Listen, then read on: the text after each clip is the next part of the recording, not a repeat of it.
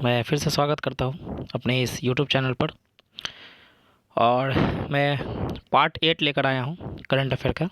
यहाँ पर कुछ देरी हो गई वीडियो बनाने में, उसके लिए माफ़ी चाहता हूँ। लेकिन आप कम्पिटिटिव एग्ज़ाम की जो तैयारी कर रहे हैं, या 70वीं बीपीएससी या किसी भी अदर कम्पिटिटिव या कोई भी अदर स्टेट पीसीएस, तो वहाँ पर ये वीडियो आपको हेल्प करेगी। ठीक है, चलिए शुरू करते हैं बिना टाइम गवाए। चलिए आज हम पहले देखेंगे नोबेल प्राइज़। जितने भी नोबेल प्राइज़ अब तक मिल चुके हैं, 6 फील्ड में नोबेल प्राइज़ दिया जाता है, तो उन सभी को यहाँ पर हम देखेंगे। चलिए, पहला आता है शांति के लिए। तो 2024 में शांति का नोबेल प्राइज़ किसे मिला है? तो जापान के एक संगठन उसे मिला है। उसके बारे में डिटेल इन्फॉर्मेशन ले लीजिए। चलिए गाइस, तो देखते हैं हम। जापान में परमाणु बम से बचे लोगों के समूह को 2024 का शांति नोबेल पुरस्कार प्रदान किया गया। मतलब एक एजेंसी थी, संगठन थी, जो जापान में हिरोशिमा नागासाकी पर जो 1945 में अमेरिका ने बम फेंका था, परमाणु बम, तो उनमें जो लोग बचे थे, जो लोग बचे थे, उनको उनकी जानें बचाई थी इस संगठन ने, इसी के लिए दिया गया। देखिए, 2024 का नोबेल शांति पुरस्कार हिरोशिमा नागासाकी में परमाणु बम के हमले से बचे लोगों को जापानी संगठन निहोन हिंडाक्यो को दिया गया। यानी कि इस संगठन का नाम रख रखिएगा, क्या नाम है? निहोन हिंडाक्यो। इसी को इस बार नोबेल प्राइज़ मिला है। किस चीज़ का? शांति का। ठीक है। नोबेल समिति ने कहा, इस समूह को यह पुरस्कार परमाणु हथियारों से मुक्त दुनिया बनाने के प्रयासों के लिए दिया गया है।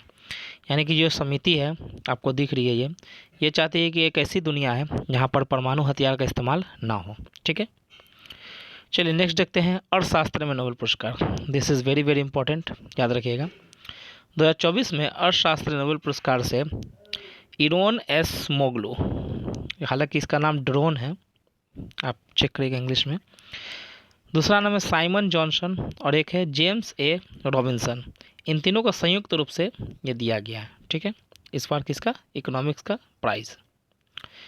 क्यों दिया गया है? तो इनका एक शोध है, किसी देश में संस्थाएं कैसे बनती हैं और समृद्धि को कैसे प्रभावित करती है, इस चीज़ के लिए सम्मानित किया गया। ठीक है। साहित्य के क्षेत्र में नोबेल पुरस्कार देखिए, लिटरेचर के फील्ड में, तो दक्षिण कोरिया की हांगकांग, इन्हीं को क्या मिला है इस बार? साहित्य के क्षेत्र में नोबेल पुरस्कार। क्यों मिला है? प्रोज के लिए साहित्य नोबेल पुरस्कार मिला है। किसके लिए? प्रोज के लिए। ठीक है, तो किस लिए मिला है, किन को मिला है, ये बस आप याद रखिएगा। केमिस्ट्री का नोबेल पुरस्कार देखिएगा, तो यहाँ पर नाम देख लीजिए, डेविड बेकर, डेमिस हसाबिस और जॉन एम जम्पर। इन तीनों को क्या मिला? संयुक्त रूप से मिला है। सबसे ज़्यादा योगदान किसका था? 50% जो अवार्ड मिली है वो डेविड बेकर को, बाकी इन दोनों को संयुक्त रूप से बाकी नोबेल पुरस्कार मिला है। अमरीकी जो बायोकेमिस्ट डेविड बेकर हैं, गूगल डिमांडेड के सीईओ डेमिस हसाबिस और वैज्ञानिक जॉन एम जम्पर को केमिस्ट्री के क्षेत्र में नोबेल पुरस्कार दिया गया। ठीक है, बेकर को कंप्यूटेशनल प्रोटीन डिज़ाइन, ये याद रखिएगा, दिस इज़ वेरी इंपॉर्टेंट, और हसाबिस व जम्पर को प्रोटीन स्ट्रक्चर के अनुमान के लिए पुरस्कार दिया गया है। ठीक है, चलिए भौतिकी का नोबेल पुरस्कार देख लेते हैं। यहाँ पर यह भी इम्पॉर्टेंट है।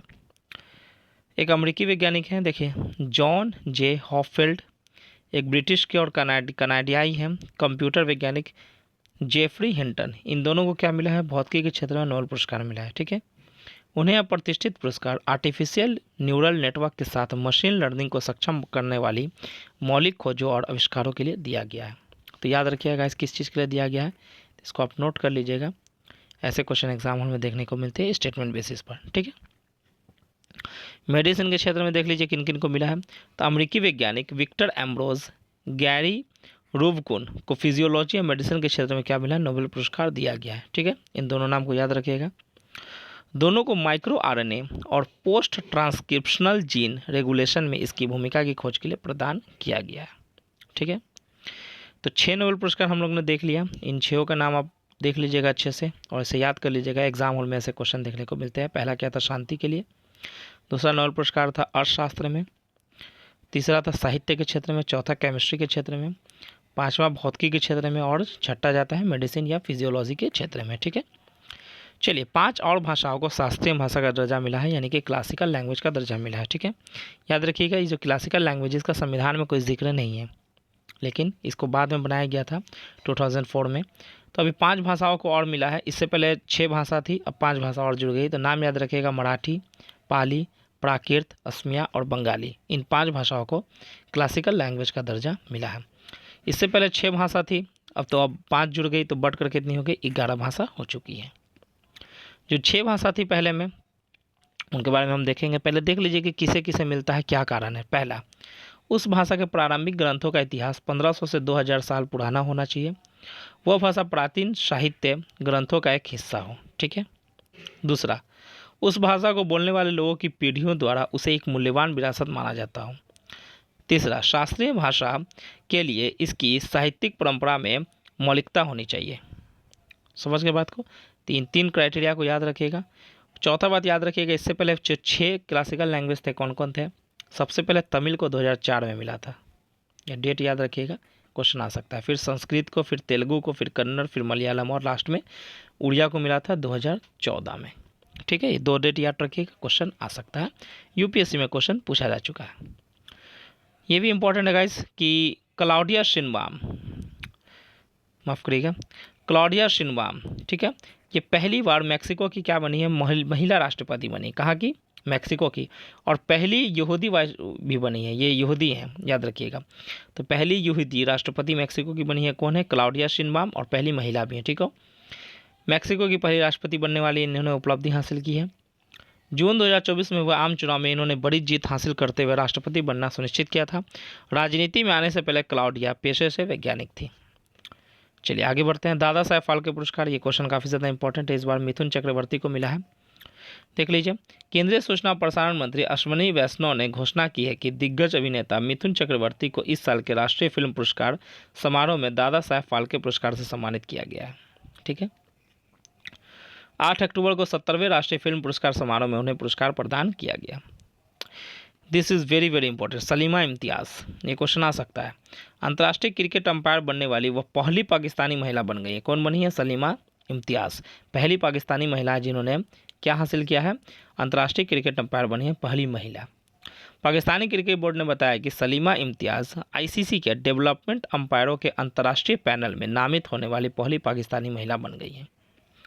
वह अब महिलाओं के द्विपक्षीय अंतर्राष्ट्रीय मैचों और आईसीसी की महिला प्रतियोगिताओं में अंपायरिंग करने की पात्र है, ठीक है। आगे बढ़ते हैं। बिहार का पहला बायोडायवर्सिटी पार्क कहाँ बना है, तो ये बना अररिया के कुसियारपुर गांव में। ये नाम याद रखिएगा, ये क्वेश्चन एग्जाम हॉल में दिख सकता है। बापू टावर इंपॉर्टेंट है। 2 अक्टूबर 2024 को गांधी जयंती के अवसर पर मुख्यमंत्री नीतीश कुमार द्वारा पटना के गर्दनी बाग में बापू टावर का उद्घाटन किया गया है। और यह टावर कितना ऊंचा है, तो याद रखिएगा 120 फीट का। ये क्वेश्चन एग्जाम हॉल में आ सकता है, ठीक है। नईमा खातून, नईमा खातून को अलीगढ़ मुस्लिम विश्वविद्यालय की पहली महिला कुलपति के रूप में चुना गया। तो ये क्वेश्चन सीधा सीधा पूछा जा सकता है आपसे कि हाल ही में अलीगढ़ मुस्लिम विश्वविद्यालय की पहली महिला कुलपति कौन बनी है, तो नईमा खातून। और ये विश्वविद्यालय कब बना था, तो 1877 में इसे किसने बनाया था, सर सैयद अहमद खान ने बनाया था। और इसका नाम क्या था, मोहम्मडन एंग्लो ओरिएंटल कॉलेज, ठीक है। शरद सागर, यंग ग्लोबल लीडर नामित होने वाले बिहार के पहले व्यक्ति बने कौन, शरद यादव। यानी कि वर्ल्ड इकोनॉमिक फोरम एक होता है, एक मंच है, इसको कहते हैं विश्व आर्थिक मंच, द्वारा सामाजिक उद्यमी शरद विवेक सागर को 2024 यंग ग्लोबल लीडर से नामित किया गया था। किसने नामित किया है, वर्ल्ड इकोनॉमिक फोरम ने। वह इस प्रतिष्ठित पद के लिए चुने जाने वाले भारत के सबसे कम उम्र के और बिहार के पहले व्यक्ति बने हैं। सिवान जिले के जीरादेई में जन्मे सागर के वह 16 वर्ष के थे तब उन्होंने 2008 में एक राष्ट्रीय संगठन डेक्सटेरिटी ग्लोबल की स्थापना की थी। तो ये नाम याद रखिएगा, this is very very important, exam hall में से क्वेश्चन देख सकते हैं। आगे बढ़ते हैं। नेप्टिस फिलाइरा, भारत में पहली बार अरुणाचल प्रदेश के निचले सुबानसिरी जिले में टेल वैली वन्यजीव अभ्यारण्य में नेप्टिस फिलाइरा नामक एक दुर्लभ तितली प्रजाति की खोज की गई है। कहाँ पर, अरुणाचल प्रदेश। कहाँ पर है ये जगह, टेल वैली वन्यजीव अभ्यारण्य, यानी कि Talle Valley wildlife sanctuary है, वहाँ पर यह दुर्लभ प्रजाति है। क्या नाम है, नेप्टिस फिलाइरा, ठीक है। तितली की यह प्रजाति पूर्वी साइबेरिया, जापान, मध्य और दक्षिण पश्चिम चीन सहित पूर्वी एशिया के विभिन्न क्षेत्रों में पाई जाती हैं, ठीक है। ये जुडिथ सुइनवा तुलुका को कांगो गणराज्य की पहली महिला प्रधानमंत्री के रूप में नामित किया गया। कहाँ की बनी है? कांगो गणराज्य। ठीक है, यह एक अर्थशास्त्री थी जो संयुक्त राष्ट्र विकास कार्यक्रम UNDP यानी कि यूनाइटेड नेशन डेवलपमेंट प्रोग्राम के लिए काम कर रही थी। ये भी इंपॉर्टेंट है। Super typhoon Yagi. Super typhoon Yagi एक उष्णकटिबंधीय चक्रवात है। इससे प्रभावित देश कौन कौन हुए? चीन, फिलीपींस, लाओस, थाईलैंड, म्यांमार, लेकिन सबसे ज़्यादा वियतनाम को इसने हिट किया है। ठीक है, और वियतनाम को काफ़ी ज़्यादा क्षति पहुंची है।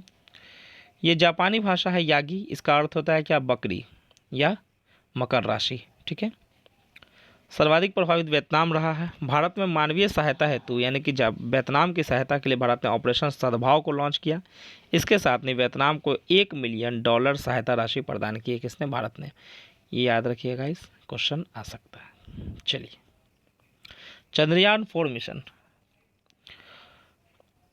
18 सितंबर 2024 को प्रधानमंत्री मोदी की अध्यक्षता में मिशन को मंजूरी प्रदान कर दी गई। किसको? चंद्रयान 4 को।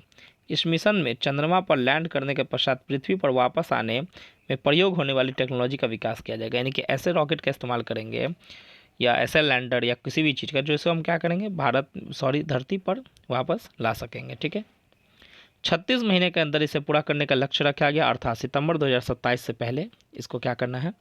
लॉन्च कर देना है। इससे पहले चंद्रमा के लिए हमने 3 मिशन लॉन्च किए हैं। पहला मिशन कब लॉन्च हुआ था? 22 अक्टूबर 2008 को।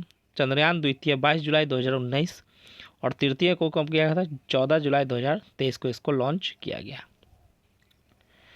मिशन रूमी 2024 24 अगस्त को भारत द्वारा विश्व में पहली बार रूमी मिशन को लॉन्च किया गया है। इसका फुल फॉर्म क्या है? Reusable hybrid rocket.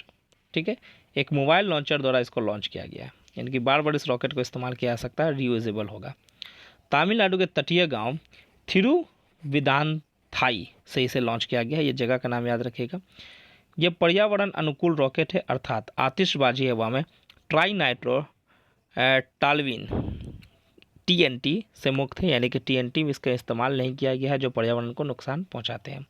Rumi 1 rocket तरल एवं ठोस ईंधन प्रणाली पर आधारित है। तो याद रखिएगा, ये क्वेश्चन आ सकता है। ठीक है, भारत का अंतरिक्ष पोर्ट।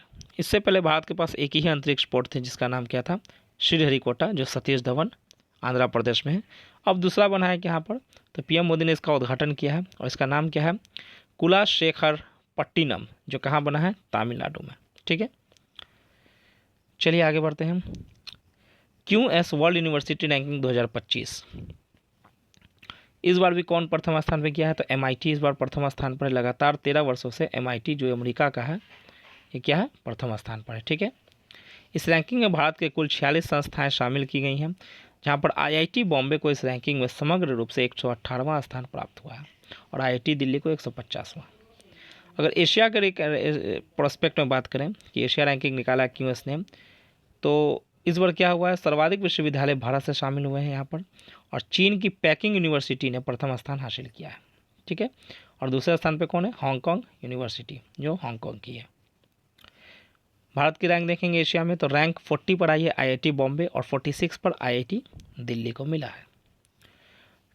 टाइम्स वैश्विक विश्वविद्यालय रैंकिंग 2024 सर्वाधिक विश्वविद्यालय किसकी रही है? 169 विश्वविद्यालय शामिल हुए, किसकी?